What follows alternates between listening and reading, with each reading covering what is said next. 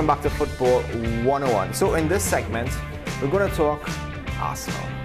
I have with me Imran Daniel, the Vice President of the Trini Gunners fan club in Trinidad and Tobago. Imran? Josh, thanks for having me here. Really nice to have you here. As you can see, he already took over the entire set, you know, Trini Gunners doing it big like they do. Imran, tell me a little about Trini Gunners, if for the people that don't know. Right, so Trini Gunners was started by our president, Brent Gurlal. I think the group started with about 11 people, and to date we are a little less than 800 members. Wow. I mean, we do charity work. Obviously, the Bantini group is different to the official site that we have, which is the official Trinidad and Tobago Arsenal. People could log on there to view the stuff we have there. And I mean, Trini Gunners just keeps growing year after year. So it's a really nice fan club for all you Gunners fans, and you're also recognized by the Arsenal in UK. So we need to have an AGM once a year, submit the minutes, and properly keep the club at a respectable level. Okay. So there you have it. So in this segment, we're going to talk Spurs. Okay, time to leave. Now we're going to talk about Arsenal season. Now Arsenal, a well-established team in the English Premier League. For this season though, not doing too well. Well, basically Arsenal has been for the last 12 years a top four club. So for them to be where they are now, supposed to be some level of being consistent, but to the fan base, it's about time to step up. So if you look back from when they started last year, August, it was a really nice start, you could say, even before our game was played, you know, the signing of Peter Cech, you know, that was our main thing that Arsenal really needed, that stability in the back, and it seemed like they got it with him. Yes, it was, because it's been since Jens Lehmann that we haven't got a proper keeper. We had Almunia, we had Chesney. I mean, these guys wasn't cutting at all. So when we got him, we thought, okay, time to kickstart the transfers, kickstart the season. But that was it. That was it. That was it. It's better to have him than not to have that signing on your team. True, but we needed at least 4 more players. But in the first game that Arsenal played was against Chelsea in the Community Shield, and you all came away victors. So in a 1-0 victory, you could say that was a really good start off for Arsenal. A trophy, first game, you know, great start. Yeah, it was, because normally we don't beat the top 4 teams. We struggle against Liverpool, Chelsea, Man U, City. And it was a good start to the season that we could actually finally beat them in, you know, one of these games. So English Premier League starts up. So you would think coming off of that victory in their first game against West Ham at home, you know, they need to start up the EPL well, and they didn't. There was a 2-0 defeat to West Ham. Yes. So that defeat just compounded the frustrations of the fans after one game. Because the fans believed that we could do more in transfer markets. There were some who didn't believe in Petr Cech at all. They thought he was too old and too slow, and actually gave up 2 very soft goals. The defense was looking scattered, so it was a bad start for us. August wasn't really too well, especially with the loss of Jack Wilshere as well, being out for 7 months there as well. So it went from good with that Community Shield trophy right to bad. Because we were right on a high from the FA Cup into the Community Shield, and then it seemed to go downhill from there. As we move on into September, that's when the UCL kicked in, and the first game in the UCL as well, you also saw a defeat there. Yes, it was, I mean, it was typical Arsenal.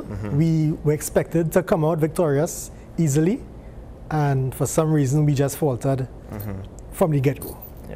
So not a really good start there for Arsene Wenger. A lot of talk from the start already, with the fans not being, you know, too happy.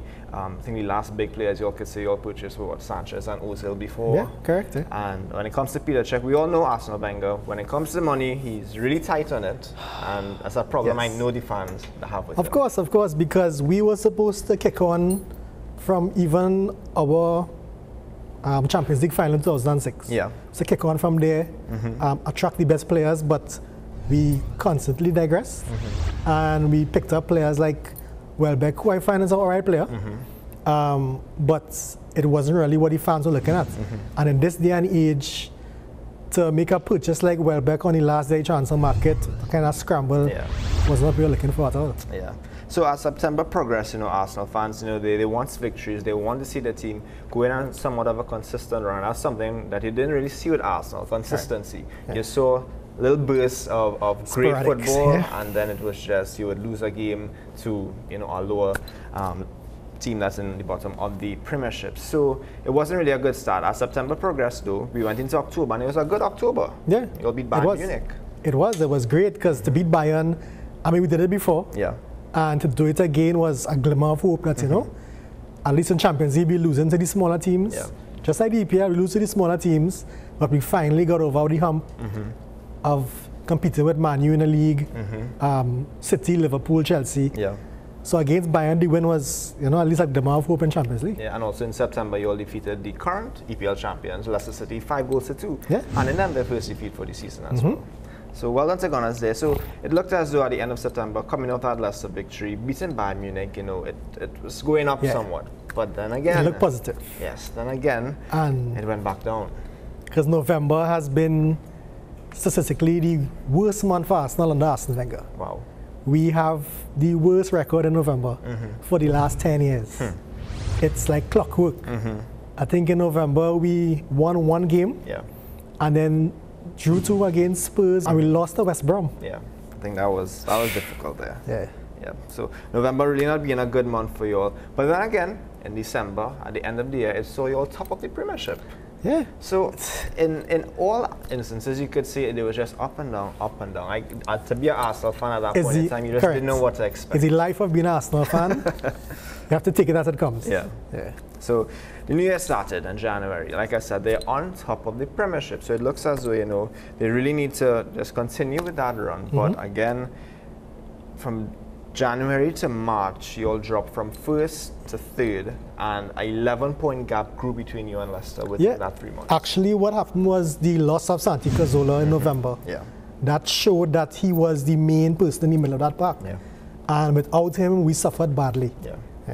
A lot of injuries, not only with Cazorla, Jack Wilshere, Ian Ramsey. It's basically the entire starting 11 at some point in time got injured, and it wasn't just out for a week, out for 2 weeks. It was months, 2 months, 3 months. Yeah, the Arsenal way is not 1 week or 2 weeks. The Arsenal way is a few months. Say if Arsenal says 1 month, you're out for, you can bet your button on it's 2. That's how it goes. Yeah, so as the year progressed, you advanced in the Champions League, finishing 2nd in the group to Bayern Munich.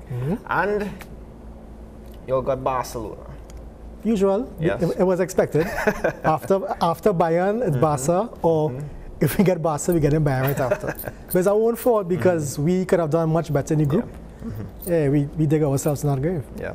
So coming up against the Barcelona team at Emirates, first leg lost 2-1, and then obviously in the second leg again a 3-1 loss. So even though you were knocked out of the Champions League, which a lot of people expected, people saw it as okay, great. Arsenal could now focus on the league and really push and give Leicester and Tottenham a fight. Yeah, because I thought the first and second legs against Barca was not bad. Yeah.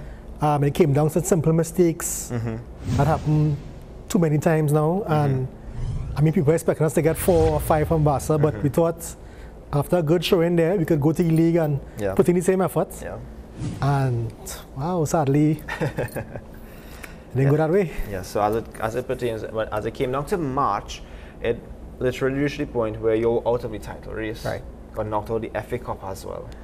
That was a hard pill to swallow. Yeah. Against Watford, we could beat Watford coming and going in this league, and not get a chance to go forward in the FA Cup. That was, I mean, it was hard on the fans seeing that they are frustrated since the August transfer window, and going into March, it just became worse. Yeah, and when you all got knocked out of the FA Cup, it solidified the fact that you all weren't going to win any trophies for this year. It was guaranteed that it would have been a trophy-less. Sure, you okay? I'll be bringing up a lot of memories. It's to be an Arsenal fan, you need to be aware of these things, and it's a very hard pill to swallow. Yeah. So a lot of people basically said this was the year that Arsenal should have taken it. You had Chelsea slipping up, you had all the big guns slipping up. Leicester City were champions. Tottenham Hotspur. I think that is probably what is the worst part of it all. That they are above you. It is, and actually going on to the rest of the season, we have 1 game left against Villa. This is a game I am confident we could win, and hopefully Newcastle comes out, beats Spurs, so we could celebrate once again, at least have something to smile about for the season. Yeah. But if you look at it the other way, if Arsenal lose that game, just saying, and the two Manchester clubs who win, you'll go down to fifth place. Yeah. I only was looking at the table today and I was like, wow, it's... That's exactly what it is, because Man U has 2 more games in hand. Yeah. Yeah. So let's hope Arsenal... Not even thinking about that right now. So obviously, I think it's safe to say that it really was a disappointing season for Arsenal supporters. So let's take it to currently where they are. They just came up with a 2-2 draw to Manchester City. Had a good showing there. Yeah. The season is about to finish. Where do you think Arsenal should go now, as it pertains, one, to the manager? Oh, I believe that the manager's time is up. He did well in the earlier days. He brought us the stadium. He brought a different vibe to the team, all around diet, exercise, whatnot. But everybody else has caught up with him. Me personally, he's shown some signs of going down a path that has been too accustomed with everybody else. Everybody else could really decide. They know where he's coming from. Yeah. And his tactics seem to be off. And I believe he doesn't have to leave the club. He could go upstairs to the board. But I believe it's time for new blood. But you think, as it pertains to being an Arsenal fan, we saw it happen with Manchester United. I think Arsene Wenger is the other person I would look to as it pertains to Alex Ferguson, who's under him as it pertains to the length in which he controls the club. Do you think they could bring in someone? Because Arsene Wenger, regardless, is only the FA Cup within the past 2 years you already got. Do you really think, would it be that when another new manager comes in, you're going to get instant success, or would it be like United where you might drop off? Actually, I believe that because we showed lack in the transfer window for these last few years, a new person could come in and actually fill the gaps in the squad. Okay. Doesn't have to be a big name coach. Like I tell people, Chelsea won the Champions League with Roberto Di Matteo. Yeah. And he's not a big coach. Yeah. And I mean, anybody could come in there, anybody who has the drive and the will, and shake up the club, because we have a lot of people who need to leave or ship up or ship out. Yeah. So as it pertains to the squad now, what rotations do you think they should actually, sell, keep? I actually thought the English project we had going on with Jack Wilshere, Gibbs, Jenkinson, these guys, to me personally, that's failed. Yeah.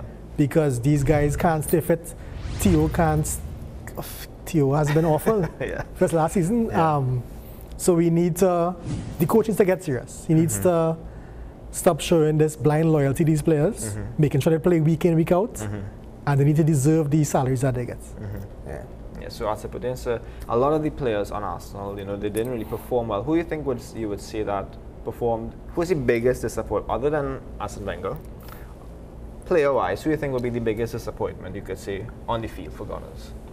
Theo Walcott for the entire season, and Olivier Giroud for the last, 14 games. He had a good game this weekend. Can't slight him for that, but... And that's like, okay, Giroud, I mean, I'm not an Arsenal fan, but he gets a lot of stiff. Stiff from a lot of people. And it's actually unfair, because it's not his fault that he's the main striker for us. Yeah. The coach brought him in, and he might be a decent striker, but he's not a striker. We need to win or something. And he will get his stick because he's the one there. Yeah. But he didn't, it's not his fault that he's the main striker. Yeah. So Arsenal fans, a season to forget, but as we said, as it comes up in the near future, you could have a new manager, or you could be stuck with the same Arsene Wenger. I hope for new blood, new ideas. I mean, the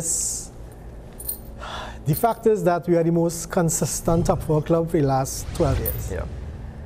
But time to move on from the 4th place trophy that we keep getting labeled with. Time to, you must be killing yourself laughing. I can't talk it. I see you in 5th place. So. It's time for us to move and actually challenge for the title coming down to the end of our season, and not falling by the wayside in February or March. So Imran, even though I know you would like, as you said, new blood in the Emirates Stadium, the owners of Arsenal, they don't really have much reason, to give him up, because at the end of the year, a profit is made, and at the end, that's what matters to them.